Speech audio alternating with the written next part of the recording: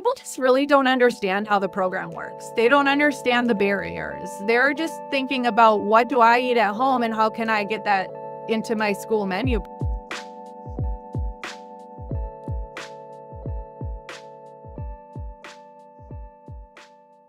Alex, hello and welcome to the show. How are you doing today? I'm doing great. Thanks for having me. I'm so excited to be here, especially because school food service is so near and dear to my heart. So thank you for having me. I appreciate it. Oh, absolutely. Thanks so much for being on the show. It's such a great pleasure to be able to speak with you. And, you have such an area of expertise under your belt that I was so interested in chatting with you about, because obviously the landscape of school nutrition, it seems like it changes on a daily basis. But the number one thing that I hear from people over and over again, customers of ours from across the country, is this issue of getting kids interested and excited about the menu items that are getting served. And, you have a background in really, making food more, the presentation of food and things of that nature to really get kids excited about it. So I'm really excited to talk to you and get some tips and tricks on different ways that nutrition professionals can really spice up their menu items and get a little more excited, get the kids excited about the things that they're serving. Yeah, let's talk about it. Yeah. So tell me a little bit more about your background. I know you're a registered dietitian, but tell me a little bit about your story, kind of what inspired you to get into the industry. And yeah, we can kind of start there. Yeah, that's always a really great question. And I think every dietitian's journey is a little bit different, but typically there's something along the lines of a love for food. So that's why I got into nutrition. Is I loved food, like all foods, and I was really interested in it on a personal level. So that's where it started. Went to school, did my undergrad in dietetics, and then did my internship, sat for my boards, became a dietitian. And then it kind of switched to, okay, it's not as much about and learning about nutrition as how can I help my community?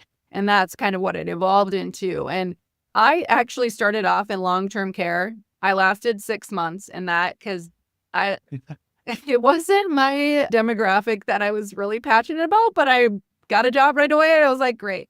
And then I went right into school food service and ended up in a public school here in Minnesota and fell in love with school food service. I remember actually in my internship doing our school food service rotation, and my face would hurt by the end of the day when I was serving kids and helping in the elementaries and in all the schools. It just like made my day. So I knew working with kids was something I wanted to do.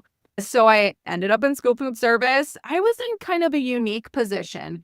I wasn't technically an assistant director. My title was a registered dietitian, and I functioned kind of like an assistant director. I did the menu planning, special diets, training for staff, nutrition education. But I had a much larger emphasis on nutrition education because that's what our district was really, really trying to emphasize. So I was kind of in a unique role in that aspect. But in my position in school food service, that I actually started a family. I have 2 little kids of my own, a 5 and 7-year-old. And so while I don't work in school food service right now anymore, while I was there, I kind of started this little side hustle, you could call it, of taking pictures of my kids' foods when I was introducing solids to my daughter and putting them on Instagram back when it just used to be graphics. And it kind of blossomed into this opportunity to create content to share educational and nutrition education with parents online, especially with the picky eating and how to help them eat foods, especially the foods we want them to eat. And I was doing both. I was working full-time in school food service and trying to do this during nap times and after bedtime, and it just wasn't sustainable. And so eventually I was able to leave my school food service dietitian position, but because I was able to have a little bit more flexible job working for myself, sorry, you're gonna have to cut this out because my computer's got unhooked. Sorry about that. It did. There we go. So after 6 years, I started my own business, and now I help parents more so at home, but school food service is still very near and dear to my heart. And I'm a huge advocate for free meals for all students and just really lifting up the school meal program. So yeah, that's kind of where I am now. That's amazing. That's so cool. I mean, so your kids, you said 5 and 7, right? 5 and 7. Yes. Mm-hmm. So I have a 6-year-old and a 4-year-old, so just right behind you. Okay. And kids that age, at least my kids, Mhm. are some of the pickiest kids when it comes to food. And my wife and I struggle with trying to find things that are outside of their like go-to 3 or 4 items. And I feel like they pretty much only want to eat like 3 or 4 different things. There's no variety in their palate at this point in time. Even though we try to introduce things to them, if we try to put, maybe we'll make them some chicken and we'll try to introduce like some broccoli and vegetables and things of that nature. It's like inevitably they still eat the chicken because that's what they wanted, but they don't touch any of the other items that we put on the plate for them. Literally. So I'm just curious, obviously with your background in school nutrition and with working with kids, there's lots of items that a school nutrition department, procures and then tries to offer to the kids. Right. But if you had a magic wand and you could swap out any food item in a school nutrition environment for a healthier alternative, no questions asked, what item would you switch out and what would you switch it for? That's a really great question. And as someone who built out the menus, boy, do I wish I could put whatever I wanted on there. But there's so many things you have to take into consideration. But if you're saying there's no questions asked, for me personally, in my experience, I was very much involved in working like in the operations, helping out. I think most people in the administrative aspect of school food service can relate to that. I would swap out the pre-made meats, like the sloppy joes and the taco meats and the spaghetti sauces, like with the textured vegetable soy protein, which nothing wrong with that, but I would switch those out. And if it were easy enough, I would do more fresh meats products, because I remember pouring those out into hotel pans and it just felt weird to me to like pour out Mhm. stuff like just a little bit more scratch made cooking in that aspect, but I get like it's so hard to do in some aspects. So that to me, I would switch those out. It just was something I didn't love they're doing. So yeah. Yeah. And I have a feeling that across the board, there's going to be people listening to this and they're like, oh my goodness, time. We just don't have the Oh time to wow. do that. We don't Totally. have the staff to do that. The scratch cooking, as much as I think everyone would probably love to be able to do that. The reality, unfortunately, is just that the environment does not, lean itself or open itself up to those opportunities as much Absolutely. as, I mean, we've got such a finite window of time to serve such a large number of students. Mhm. Unfortunately, those types of kind of pre-packaged type things are the kind of go-tos just because we don't have time to wait and cook, 200 chicken breasts, No. which I would Totally. love if that was the Yes, situation. I But would too, but yeah, if I could change anything and there's no questions asked and it was still easy for staff, I would totally change that. so let's talk about, because obviously, you being, having a school nutrition, background and having worked in cafeterias, you understand the struggles that child nutrition professionals go through. And understanding those struggles, what are some tips and tricks, or I guess, what do you think is the biggest challenge that school nutrition professionals are facing today with the regulation changes, with the meal pattern changes, and everything else that's, constantly shifting in the industry? What do you think the biggest challenges are that child nutrition professionals are having with promoting those healthier options? I I have a laundry list, but of things and how I love like the opportunity to educate, just people, friends, family on all these things we have to consider, right? But if I had to choose one, there's lots of talk about funding right now and policies. So Mhm. that's a huge thing that's very current. But I would say in, like labor shortages and time, because at the end of the day, Mhm. you need to get kids fed. And a lot Yeah. of times, like I had all these really great ideas of nutrition education or tastings to help kids learn to try new foods. But if you're short staffed, guess what you're doing? You are going to the schools and you're getting it on the line and you are serving kids, because that's the most important thing. So Mhm. sometimes Yep. because of time and labor shortages, those are the things that get cut because we need to feed kids. So I think that is a huge issue that is, oh, I don't have the answer to solving that one. But that was an issue that I always struggled with. I would have these beautiful tastings planned out, and you get a call in the morning from your director, and you're like, hey, I need you to go to this school because we're short staffed, and you just do Mhm. it because you need to feed the kids. So, and support the rest of the staff too. Cause yeah, it's a tricky situation for sure. Absolutely. Absolutely. Now, obviously, with your kind of, as you described this, kind of side hustle that you've started, one of the focuses is really kind of making those healthy options more Yeah. appealing to Right. kids. And obviously, there's no shortage of access to fresh fruits and vegetables and things of that nature at the moment. I think the big issue that people are running into, and at least one of the complaints that I hear a lot Mhm. of times, is we serve these kids all of these great menu items. It's one of the healthiest meals that they're going to get during the Mhm. day. But in so many situations, that tray gets picked up and gets dumped right into the garbage can. Oh, So and it's so frustrating. I know yeah. it's so frustrating to, put, great healthy options in front of kids, but then have them just immediately throw them into the garbage. Yep. So in some of the different things that you've implemented in your kind of personal, business, what are some different tips or strategies that you think would be able to fit inside of some of those labor shortages and Mhm. time restraints that school nutrition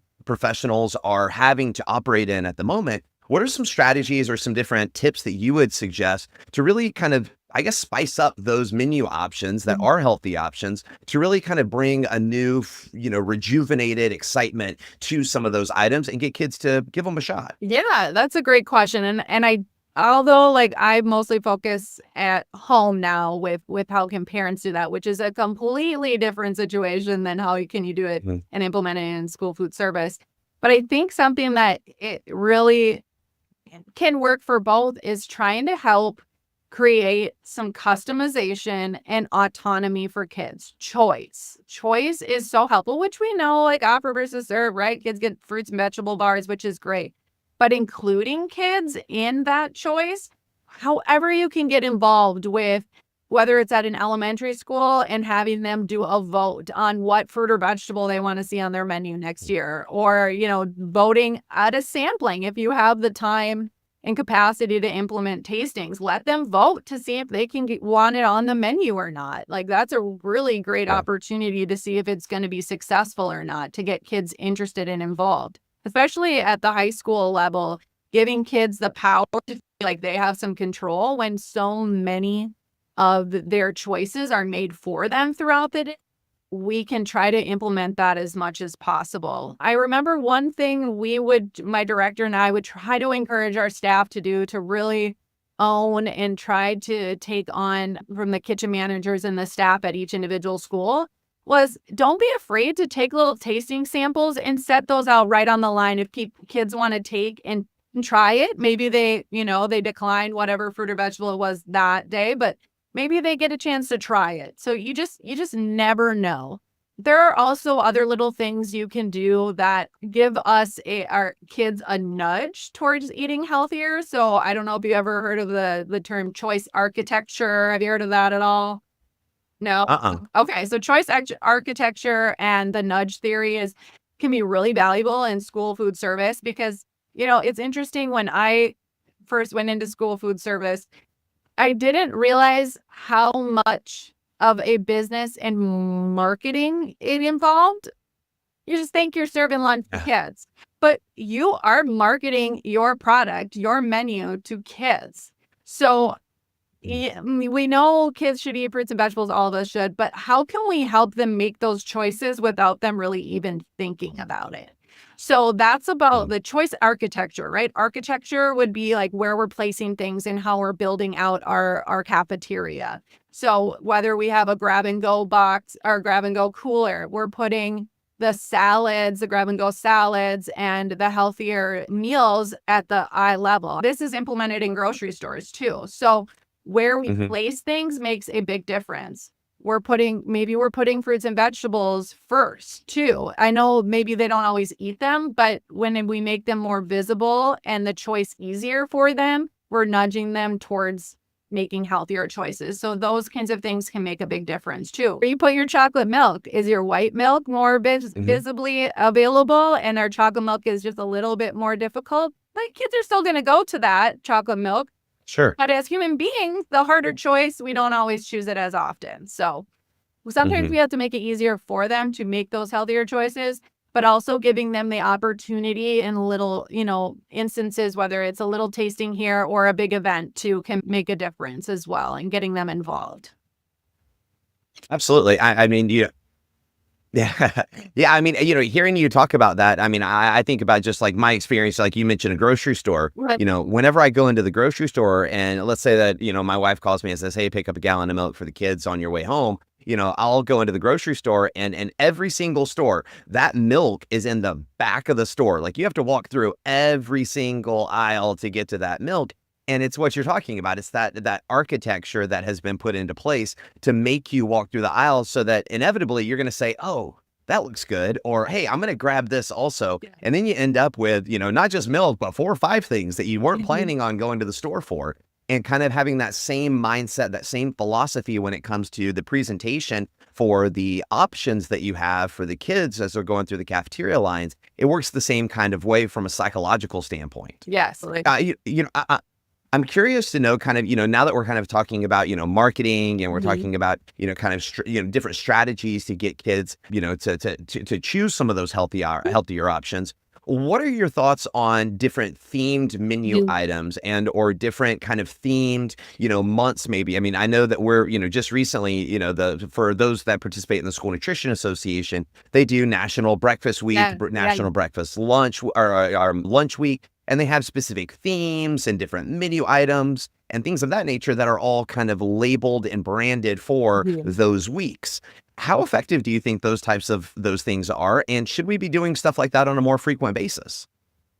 Good question. Yes, I love them. Absolutely love them. I think making food fun and exciting is really important, and especially in a world where there's a lot of decisiveness around marketing to kids. If we can market them to the healthier options, I think we need to leverage that. I definitely think we need to do theme days, but what comes with that is the time and resources to implement those, which can be difficult, Yeah. especially if you're talking about a huge districts. The district I worked in, we had 9 schools. I could easily go to every one of my schools every day if I really wanted to hand out marketing materials and whatnot. But it does take extra time and effort.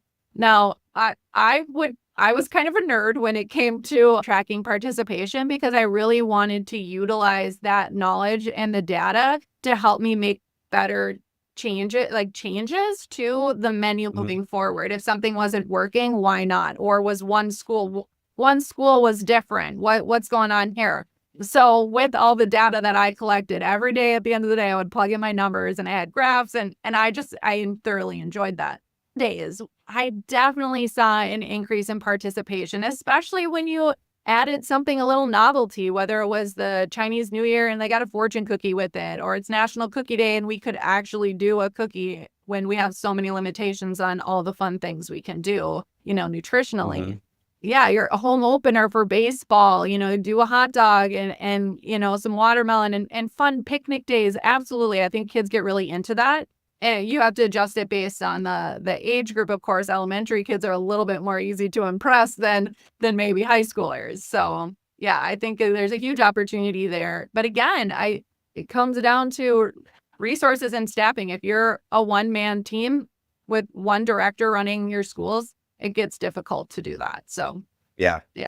Well, and also just coming up with the themes and kind of Mhm. planning it out. I mean, there's a lot of time involved with that. Oh, And, one thing that our team, over at School Food Handler has done is, and this is still kind of in the experimental stages, but, we have a newsletter that we send out every single month. And like, inside of that newsletter, we have a section that we call bite sized. yeah. And bite sized is exactly this. It's basically different themes for the upcoming month, different ways Mhm. that you can relabel your menu items and kind of rename them Yeah. just to make them a little more fun and on brand for the theme Mhm. that you're going to be doing.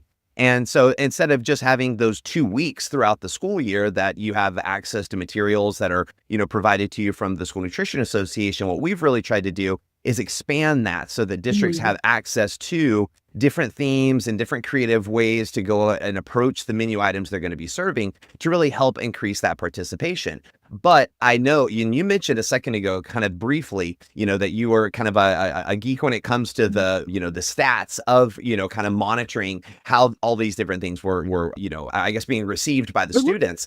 I'm curious to know, what your thoughts are for a smaller district, obviously that doesn't have a lot of staff.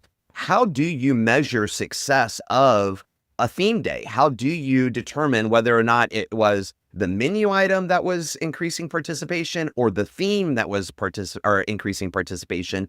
And what are some different ways that you would maybe suggest to a small district of Mhm. nine sites, to actually monitor this, to really give them that type of, analytical information that they need to determine if this is something they should do again in the future? Yeah, that's a great question. And I know it can be difficult to try to collect that data. Absolutely. Everyone's busy in school districts. There's always tons of communication going out. So, that can be challenging. But, I think paying attention to your numbers and your participation is important.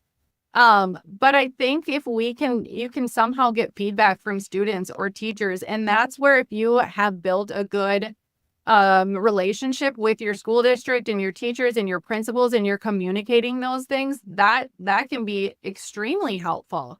Visiting your Mhm. sites, making sure you're checking in with the kids. Just like in a restaurant, you're doing table touches if you have the time, of course, and checking in with the kids to see what they like, hear from them, do they like this? What's their favorite part about it? And then taking that information and making sure you're tooting your own horn. My director always told me this, and Mhm. communicating that to your community and within your district so they can see what you're doing, because I feel like school food service, the food service department sometimes gets forgotten about, Yeah. So I don't know if there's an easy answer for that other than making sure you're checking your data to see where your participation levels are at. But making sure you're getting involved and getting into your schools and asking questions, I think is extremely valuable. And I think what you said about kind of tooting your own horn is so Mhm. important because, I mean, this is a very humble industry. Yeah. And I think that a lot of schools oftentimes get, hung up on that and they don't want to go and, really kind of shout from the Yeah. mountaintops all the great things that they're doing. But, we live in this digital age of technology and, parents and students are all over Mhm. social media. I'm curious to know, what your thoughts are on, different approaches for really kind of tooting your own horn and really letting the community know about the great things that you're doing. Is social media the answer? Is it, doing more things where you invite parents to come into the Mhm. cafeterias and see the stuff that you're doing? What have you seen that was successful? What do you think would be, a good approach for, your average school district? Yeah, I think the social media thing I mean, in the world we live in, I think it is kind of a needed thing. However, being in the social media world, it's a lot to handle, and it takes a lot of time and Mhm. effort to follow up with comments and making sure you're staying on top of things. It can get a little dicey sometimes, but you can't focus on the negative. You got to focus on the positive, and also Mhm. on any criticism you get. You just view it as, this is an area for me to learn and listen and figure out, is it something we can improve? If you're doing the social media route, I think it's an excellent way to reach the community because everyone's on social media. Finding which social media outlet you want to be on, is one thing to consider. But that is really, I think, up the district, because some districts may not want to tackle that and put that on their plate. So you have to really work closely with your communications department. But I think, we have our wellness committees. You're getting involved with the wellness committee. We're on our wellness committees, right, as the food service department. And there's usually parents involved in that. Listening to them and inviting them. I think that's a great option. My director would invite parents and Mhm. teachers all the time to come into our cafeteria because, what I found working with parents, and I worked in a very affluent community, so there was a lot of parent involvement, Yeah. and we people just really don't understand how the program works. They don't understand the barriers. They're just thinking about, what do I eat at home and how can I get that into my school menu the school menu, because they want healthier options for their kids. So like one example I had a group of parents that wanted to, one, minimize packaging and breakfast options, which we know breakfast is very much a grab and go kind of thing. Kids don't Yeah. have a lot of time, so there's a lot of packaging involved. I don't want to have a lot of packaging, but that's sometimes how it ends up. And then also they wanted to reduce the added sugars, and they wanted to see, their example was, oh, I'd love to see oatmeal with honey and, all these toppings. And I said, hey, I love that idea.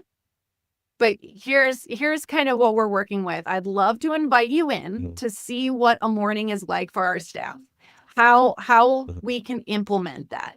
Getting them to realize themselves sometimes some of the challenges can be really eye-opening, because I've had a lot of parents be like, wow, I didn't realize that they have all these nutrition regulations they have to follow that I don't have to follow at home.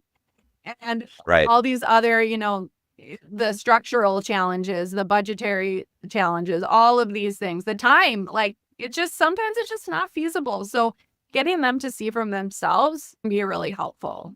Again, you need time for that, but yeah. Yeah, absolutely. I mean, I love the social media kind of idea of things, but again, it goes back to time. Everything kind of circles back to having the time to be able to do those types of items. And I know there's different companies out there, organizations that can manage a social media kind of, presence for a school nutrition department and things of that nature. But, ultimately, you've either got to have the budget or the time to be able to do those types of things. Well, now, for your typical, go ahead. I was just going to say, like, if you don't have the time to manage your own, like some school food service programs have their own social media page. But if you do not have the time to do that, check in with your communications department and ask, hey, can I start a Google Drive where I just upload stuff and I give you content to push out on the school district's social media page. I think a lot of food service programs are doing that. We just had someone send me a screenshot the other day of our local school district. They just implemented a fruit and vegetable bar for the first time, and there were pictures up there. People are sending me screenshots. Yeah. So social media is a very powerful tool, and there are ways to do it without doing it completely on your own. So yeah. But I also think, and what I was going to say is, I think that a lot of the challenges are also not just so much about getting on social media. Right. You got to be careful about what you're putting on social media, because just taking a picture and posting it, you have to think about the intent behind it, and the intent is to drum up excitement. And if the picture you take is not exciting and doesn't make people want to eat that menu item, regardless of how great it is, you're missing that opportunity, and you're missing really kind of the point of getting on social media. So, in your experience, obviously, you kind of started this thing off with, getting on social media, several years back, and you've got a lot of experience with kind of some of those different techniques that are required to take good pictures. What are some thoughts on really, I guess, the quality versus the quantity of the items that we're posting? I think you make a really great point, because as human beings, we are just designed to look at the negative. So if people see something like a garbage can in the background, or heaven forbid, who knows what it could be, people take that, and then now we're not even focusing on what the intent of the content was, right? So we do have to think about it with a lens and thinking about that. But I think it can be really powerful too. And we have to think about, not everyone is an expert when it comes to photography or food photography for that matter. But, think about, what does this look like? What is in my background? That's what we kind of were trained on, making sure there weren't trash cans or slip signs or anything like that. So, taking pictures of a tray. Sometimes what I would do is before lunch service is I would plate a tray myself, and then I'd go out to the cafeteria where there's some decent lighting. Sometimes depends on the cafeteria. And I try to take a picture, so there wasn't as much chaos or opportunity for mess and such. So I would kind of stage it a little bit just so they could see it. Another thing you have to be mindful of is taking pictures of kids too. There's a lot of rules around that when it comes to school districts. And so you have to do it. You have to communicate what you're doing. Otherwise, people are just going to assume and generalize like they always have about school food service. So we have to show them that we are changing things, and there are a lot of really amazing things that we do. So, yeah. Absolutely. Well, as we get kind of close to wrapping up our time here today, again, thank you so much for being on the show. I very much appreciate your time and expertise and for sharing so many great tips and tricks for us. I've got one more question for you, though, and I'm curious, if you were giving a pep talk to a room full of picky eaters and you were introducing a new menu item to them, what is a couple of things that you would say to those picky eaters to really get them excited about trying the new items that you're going to be introducing to them? Yeah, I love this because this is my jam. I first and foremost, as adults, we need to take a step back and not think about kids trying it first.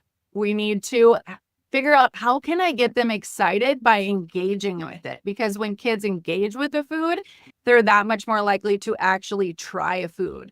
So instead of just asking kids to, try this new menu item, let's say it's an elementary group of kids, I can just envision, the lines, kids are lining up. I would be walking up and down and saying, today I want you guys to be food scientists. And I want you guys to take whatever menu item is. Let's say it's honey glazed carrots or something like that. And I want you guys to be food scientists and I want you to dissect it. I want you to smell it. I want you guys to figure out what it looks like on the inside. And so you want to get them kind of in that imaginative, role playing like that. And it can be really powerful to help kids get excited about it through engagement versus just asking them to try new foods. And that's what I really implement at home. If kids don't want to try something, we shouldn't force them to try it, but asking them to touch it, smell it, even just licking it can be really helpful towards trusting trying a new food. So yeah, I love the elementary group of kids because they're so much more they're so much easier to kind of implement these strategies with. The high schoolers sometimes they're a little too cool for you, but it can still be beneficial. I love the food scientist thing because I can just imagine my kids just eating that up, both figuratively but I think that's a great approach to really get them to buy in and, experiment a little bit with the food. So, well, Alex, thanks again so much for your time today. I really appreciate it. How can people get a hold of you if they wanted to reach out and maybe, hear some more about what you're doing on the kind of in the private sector of things? Yeah, I hang out mostly on Instagram. I'm at the Family Nutritionist. And I'm, really all about sharing facts and not fear about food. Huge advocate for school food service. So you'll see me sometimes sharing information on that. But really picky eating strategies at home is something that is really near and dear to my heart and what I work on with helping parents at home. So I'm always on Instagram. It's where you can find me. Awesome. Well, we'll put all your contact information into the kind of call details and everything like that so people can get a hold of you very easily. But thank you again for being on the show. And we look forward to hopefully having you on the show again here in the upcoming days. Yeah, thanks for having me.